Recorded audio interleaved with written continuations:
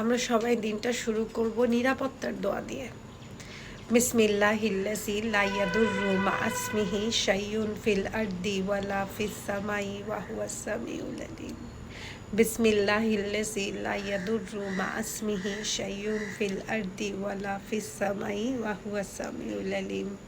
বিসমিল্লাহিল্লাযী লা ইয়াদুররু মা ইসমিহি শাইউন ফিল আরদি ওয়ালা ফিস সামাই ওয়া হুয়াস সামিউল আলীম। এটা হলো এমন একটা দোয়া যেটা যদি আপনি সকালে আর সন্ধ্যায় 3 বার করে পড়েন, আপনাকে কোনো রকমের বিপদ আপদে স্পর্শ করতে পারবে না।